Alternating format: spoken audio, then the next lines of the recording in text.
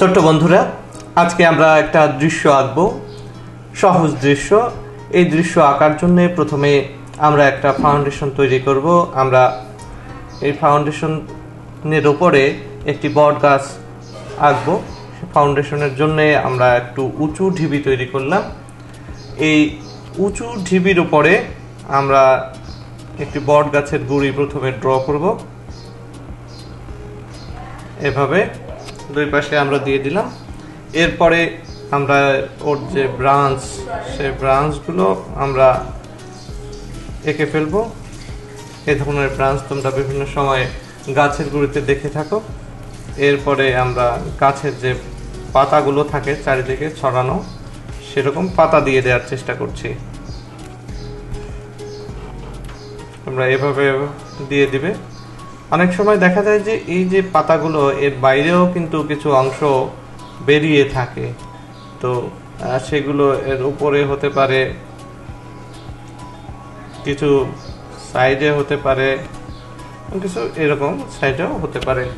এরকম দিয়ে দিলে দেখা যাচ্ছে কি যে সেই জিনিসটি অনেক সুন্দর দেখাবে। এখানে আমরা কয়েকটা লাইন দিয়ে দেব মাত্র। এটা সমতল ভূমিতে এসে মিশেছে, এই রকম আর কি ফিলিংসটা হবে।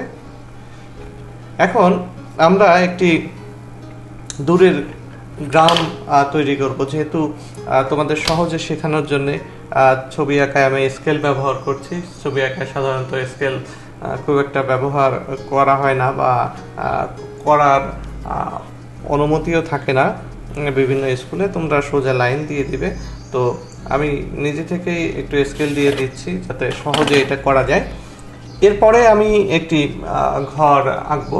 সেই ঘরটি প্রথমে আমি এই মাঝখানটাই আঁকার চেষ্টা করছি। ঘর আঁকার জন্য প্রথমে তোমরা উপরে একটি লাইন দেবে এবং এরপরে এইভাবে লাইন নিচে নিয়ে আসবে। এই দেখো, এই একটা শেপ চলে আসলো। এরপরে এর মতো করে আমরা আর একটা অংশ এইভাবে ড্র করে নিব। তারপরে হলো এই লাইনের সাথে আমরা মিশাই দিচ্ছি। মিশাই দেওয়ার পরে দেখো একটি ঘর কিন্তু অলরেডি হয়ে গেল। তো এই ঘরের আমরা একটা দরজা দিয়ে দেব, মাঝখানে একটা লাইন দিয়ে এভাবে আমরা যদি দিয়ে দিই, এটা হয়ে গেল। এবং একটা জানালা আমরা এখানে দিয়ে দেব। ঘরের একটি জানালা দিলাম, একটা দরজা দিলাম। এরপরে এই ধরনের বাড়িতে কিন্তু আরেকটি অংশ দেখা যায়, যেটি হচ্ছে কি যে ছোট আরেকটি ঘর এখানে থাকে। আমরা ছোট আরেকটি ঘর আঁকার চেষ্টা করছি। এই আরেকটি ছোট ঘরের যে চালা, সেটা আমরা ড্র করে ফেলেছি। এভাবে দেখো। এরপরে এই অংশটা এ পাশে যেরকম দিয়েছি সেভাবেই দিলাম এবং আগের মতো করেই আমরা এখানে ঘরটি এঁকে ফেলব। তো এই অংশটা আমাদের হয়ে গেল। এখন পিছনের দিকটায় সবসময় একটু বাড়তি থাকে, যদিও আমাদের একটু দূরের গ্রাম, তারপরেও আমরা সেটি একটু মেনটেন করার চেষ্টা করলাম। এখানে আমরা এই ঘরেও একটি দরজা দিয়ে দিচ্ছি, যে দরজা দিয়ে মানুষ চলাচল করতে পারবে। আর এই ঘরের কিছু অংশ যেহেতু ঢেকে আছে, তারপরে ছোট্ট করে আমরা একটা জানালা দিয়ে দিলাম। তো এই ঘরের দরজায় আমরা এখনই কিছু কাজ করে রাখতে চাই। দরজার সাধারণত এই ধরনের একটা শেপ দেখা যায়, এই শেপগুলো দেখা যায়, এটা আমরা দিয়ে রাখলাম। এরপরে এই ঘরের উপরে কিছু আমরা কলাপাতা দিয়ে দিব। আমরা ফাঁকা রাখবো না। তোমরা সহজে এই ধরনের কলাপাতা ড্র করে দিতে পারো। এই দেখো, খুব সহজে এই কলাপাতা আঁকা যায়। এই কলাপাতা এদিকটাও একটা দিয়ে দিবে, কারণ কলাপাতা কলা গাছের চারদিকেই ছড়িয়ে থাকতে পারে। তো অন্তত পক্ষে আমরা ছবিতে সেটি বুঝিয়ে দেওয়ার চেষ্টা করব। একটা রিয়েল কলাপাতা কিভাবে হয় সেটি আমরা দেখানোর চেষ্টা করছি। এখন মাঝখানে অনেক সময় এই রকম কলার যে পাতার মুচি, সেটি কিন্তু দেখতে পাওয়া যায়। তো আমরা সেভাবেই একটা ড্র করে দিলাম, একটা রিয়েলিস্টিক কলা গাছ। এরপরে এটি আমাদের গ্রামের যে অংশটি আমরা পেলাম সেখানে এটার উপরে বেস করেই আমরা এই ছবিটা আঁকছি। এরপরে আমরা পিছনে আরেকটি অংশ এখানে ড্র করে দিব, যেটি হচ্ছে কি যে দূরের গ্রাম। একেবারে দূরে যেটি রয়েছে সেখানে কিছু গাছপালা দেখা যাবে, সেই গাছপালাগুলো আমরা এখন অঙ্কন করব। মূলত এই লাইনটাকে বেস করে আমরা এখানে আরো ছোট ছোট কিছু গাছপালা আমরা এঁকে দিতে পারি। এটা গ্রামীণ রাস্তা থাকে এ ধরনের ইয়াতে, তো আমরা এটাকে বেস করে এখানে একটা গ্রামীণ সড়কও আস্তে আস্তে আমরা ড্র করে দিতে পারি। বাড়ির সামনে দিয়ে যে সড়কটা আসলে চলে যাবে, এভাবে আমরা ড্র করে দিলাম। এই অংশটি আবার থাকবে ক্ষেত হিসেবে, ধানের ক্ষেত হিসেবে। এরপরে দূরের গ্রামের যে দৃশ্যাবলী আমরা দেখতে চাচ্ছি, এই ধরনের গাছপালা সেখানে থেকে থাকে প্রায়শই দেখা যায়, সেটা আমরা দিয়ে দিলাম। এই ধরনের গ্রামগুলোতে সাধারণত দূরে তাল গাছ দেখা যায়।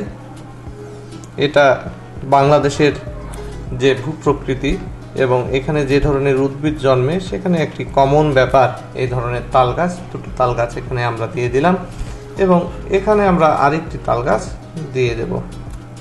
এই তাল গাছ হয়ে গেল। এরপরে আমরা ঘরের পিছনে আরেকটি তাল গাছের অংশ দেখাতে পারি।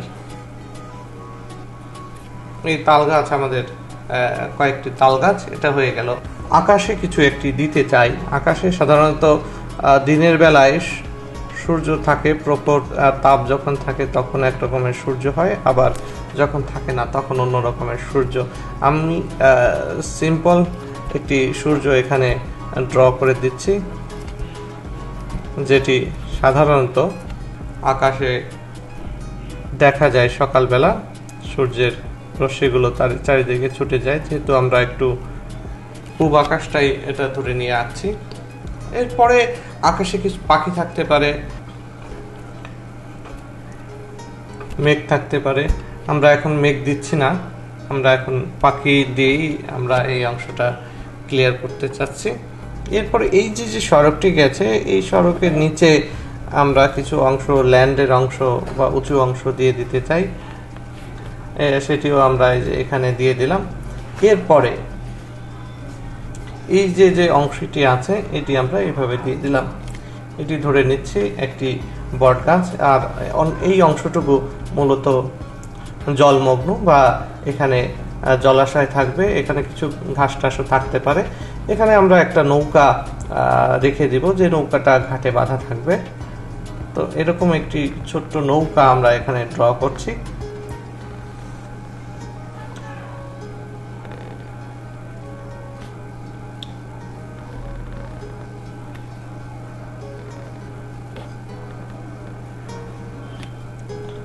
আমাদের নৌকা ড্রয়িং প্রায় শেষ। একটি খুঁটির সাথে এটা আবার বাঁধা থাকবে। তো গ্রামে তোমরা যারা দেখেছো তারা এই ধরনের খুঁটি নিশ্চয়ই দেখেছো। এই খুঁটির সঙ্গে নৌকা বাঁধা থাকে, আর নৌকার গুলোর একটা অংশ কিন্তু উঁচু থাকে, সেখানে এরকম তক্তা দিয়ে আবৃত থাকে। এটি কিন্তু একটি দৃশ্য অলমোস্ট হয়ে গেল। আমরা চাইলে পানিতে আরো কয়েকটি লাইন কিন্তু এখানে দিয়ে দিতে পারি। এখন আমি একটি রং করে দেখাবো খুব সহজে কিভাবে রং করা যায়।